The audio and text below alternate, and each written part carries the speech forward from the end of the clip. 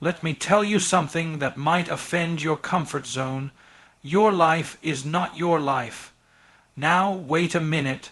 Don't check out on me. Because if you don't catch this truth, you will live wrong, work hard, and still lose. Let me break it down for you in the most educational, transformational, and biblical business way I know how. Your default life is not designed by you, it's programmed by the world. Let's start at the beginning, and I don't mean your birthday, I mean your programming.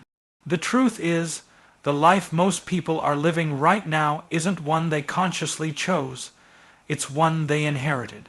It's the sum total of systems, stories, and structures that were handed to them before they could even think for themselves. Family norms, cultural expectations, economic fears, they all shape a path before you ever take your first step. And without awareness, you follow it thinking it's you, but it's not, it's autopilot. Now, understand this, your default life is not evil, but it's not intentional. It's not designed to elevate you, it's designed to contain you.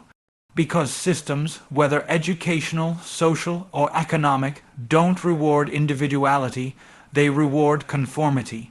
And conformity is the enemy of destiny. You can't fulfill a unique calling while living a copied life. Philosophers have wrestled with this for centuries, the tension between fate and free will. But here's what I believe. You were born with potential, but not with purpose. Purpose has to be pursued.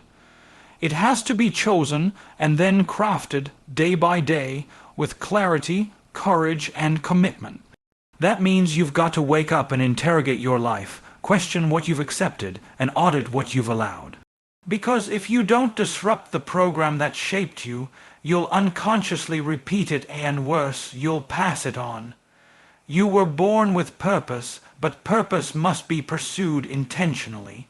See, one of the biggest lies people believe is that purpose will just show up one day, like a package Amazon delivers to your front door.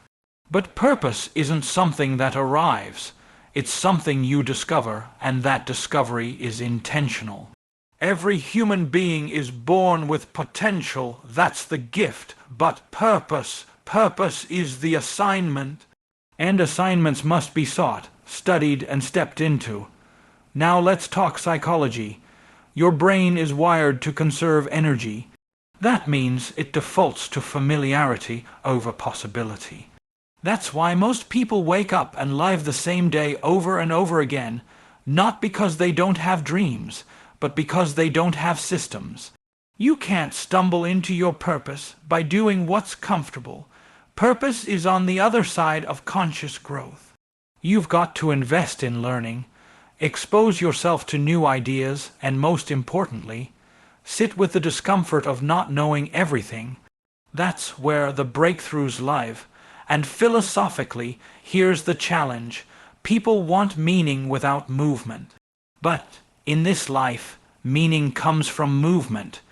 When you move toward personal development, toward character refinement, toward contribution, you don't just find your purpose, you become it. So no, your life doesn't automatically unfold into purpose. It unfolds into whatever you pursue. And if you pursue nothing, you become a product of your past instead of a steward of your future. You don't get the life you deserve, you get the life you design. Let me make something crystal clear. You do not get the life you deserve, you get the life you design. And that's a hard truth for a lot of people, because we live in a world that teaches you to tie your outcomes to your intentions. But life doesn't reward intentions, it rewards execution. You can mean well all day long and still end up broke, bitter, or behind if you don't take responsibility for the structure of your life. Now, from a psychological standpoint, this matters deeply. The human brain is predictive. It works off patterns. Whatever you repeat, it begins to reinforce. So if you live passively, without deliberate design, you build a life by default, one shaped by reaction, not creation. And every day you repeat that, your identity aligns with it. You start to believe that's all you are, all you can be, and all you'll ever have. That's not fate, that's design error. Philosophically, we can look at this through the lens of agency. You were created with the power of will, the ability to imagine a better future, then architect it into being. But that will must be activated, not just with inspiration, but with intention, with clarity, with decisions made in alignment with who you want to become, not just who you've been. So if your life feels like it's not yours, it probably isn't. But here's the good news: if you can build it by default, you can rebuild it by design. Ownership over your mind is ownership over your future. If you want to take ownership of your life, you've got to start by taking ownership of your mind. Because here's the truth: your mind is the control center. It's the command post. And whichever narrative dominates your thinking will eventually direct your living. Most people aren't living lives they consciously chose, they're living lives that their subconscious beliefs have silently shaped. Psychologically, your mind filters reality through what you believe to be true, not what is true. That means if you believe you're limited, overlooked, or unworthy, you'll find evidence for that everywhere you go. Not because it's real, but because your brain is wired to confirm what you've already accepted. That's called confirmation bias. So, if you don't interrupt that loop with new thinking, you'll keep producing the same results over and over and call it fate. Now let's go deeper. Philosophically, this is about dominion. You were given dominion not just over the earth, but over your inner world. That includes your thoughts, your emotions, your focus, and your mental discipline. But dominion doesn't come by default. It comes by renewal. Romans 12:2 says, "Be transformed by the renewing of your mind," because transformation doesn't start with your circumstances. It starts with your consciousness. If your mind is a battlefield, then focus is your weapon, and you either master it or you become mastered by every distraction, doubt, and fear that tries to hijack your future.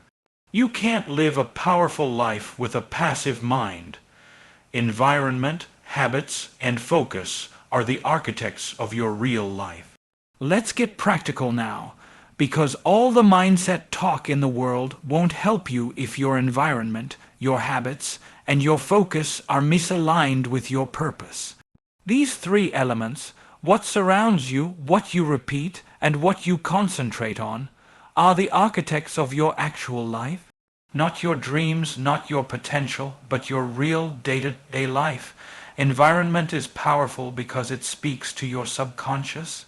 If you're constantly surrounded by chaos, noise, negativity, or mediocrity, don't be surprised when your life reflects that energy. You rise or settle to the level of your surroundings. Your mind adapts to what it's exposed to.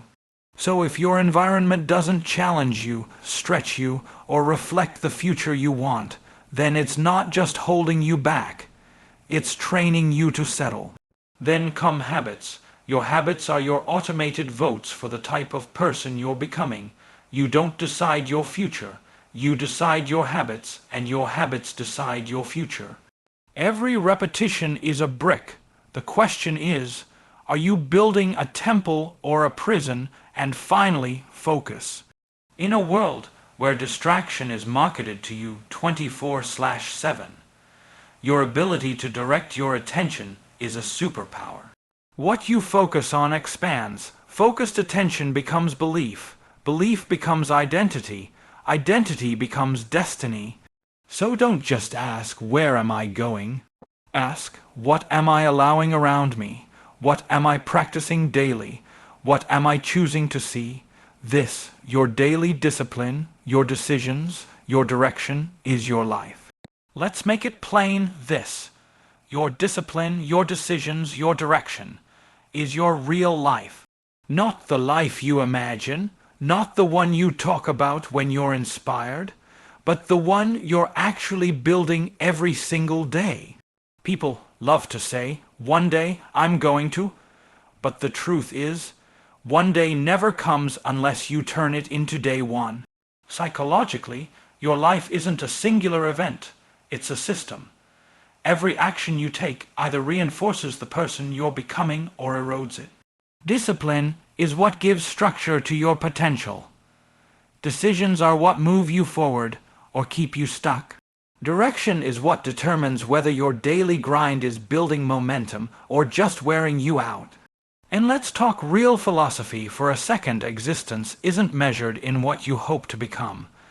It's measured in what you practice becoming. You don't become excellent by accident. You don't grow just because time passes. Growth is a product of design. Your rituals, your routines, your reactions, all of it adds up to a trajectory, and that trajectory doesn't lie. So when I say this is your life, I mean what you're doing today, right now, not what you plan to do when you're motivated, not what you dream about when life gets hard, what you actually do. That's what shapes everything. Your life isn't out there in the distance. It's already happening, and every small decision you make is a vote for the person you're becoming. So choose wisely, because this is your life.